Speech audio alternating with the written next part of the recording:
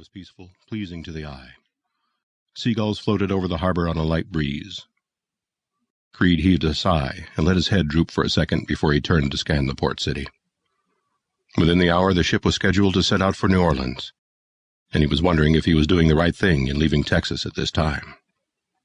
3 days earlier, Creed had been in Victoria, saying farewell to his friends Jake Fluellen, Bill Simons, and Kent and Clark Reeves. "I'll ride down to Indianola," said Creed, "and take a passage on a steamer for New Orleans. Then I'll take a riverboat up to Memphis. Blackburn said he wanted to make one more raid into Tennessee before coming home. He and the others sparked some girls up around Nashville when we were posted in that area during the war, and he said he wanted to visit them once more before settling down." "I recollect some of them girls," said Fluellen. "Real friendly types they were." He squinted at Creed, smiled, and said, "Seems to me you was shining up some poor gal up near Bowling Green when we was posted there in '61. Creed looked a little sheepish and said, "Yeah, I guess I was." A vision of the girl came to mind, and he felt warm inside. "Mattie Whitaker," he said. "She had the greenest eyes. You know, if it hadn't been for a streak of luck at a roulette table in New Orleans, I think I might have gone back up to Tennessee with Blackburn and the others." "But you didn't," said Simons. "You came home like the rest of us." "No, I didn't go north with Blackburn and the others," said Creed with a shrug. "Not then. But I'm going north now." "You shouldn't be going alone, Creed," said Fluellen. "You boys shouldn't be riding with me," said Creed. "As long as I'm wanted by the Army, I'm just trouble for you boys." "No, you ain't," said Clark Reeves.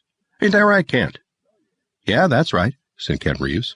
"We should ride with you to keep you out of trouble."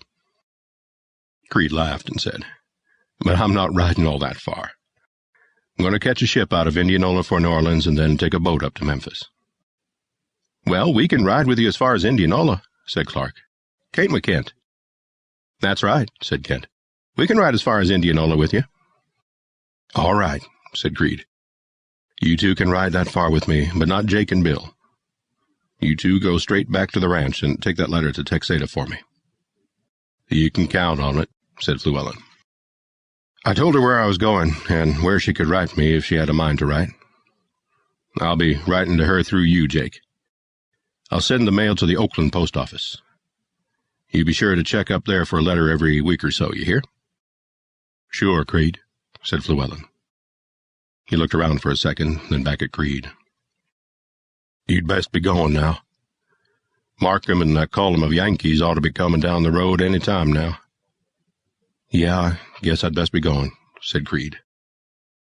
He nodded at Simons. "Bill?" "Go on now," said Simons.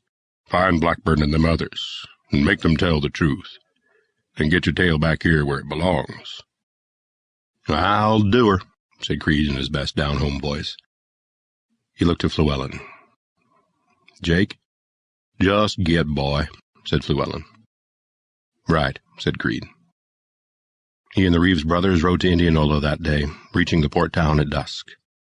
It was too late to book passage on the steamer leaving the next day for New Orleans, so Creed had to settle for taking the Crescent City 2 days later. Clark and Kent stayed over in Indianola to see him off that morning. They helped him get his horse aboard the ship and placed in a stall in the hold. Then they returned to the dock to say their goodbyes. When that was done, the Reeves brothers rode off for home, and Creed went aboard to wait for the Crescent City to sail. "Hey, mister," said a small boy coming toward Creed. Creed twisted his head to see the tow-headed youngster.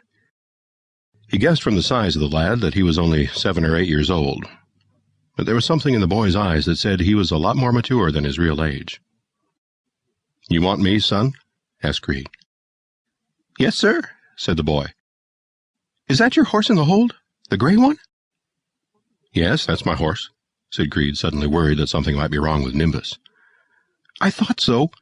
I saw you loading him in with 2 other men a while ago. He sure is a beauty, mister. What's his name?" "Nimbus." "Nimbus? What kind of name is that?" Creed chuckled, looked up at the sky, and said, "You see that cloud up there, the one with the gray bottom on it?" He pointed with the index finger of his left hand. "Yes, sir."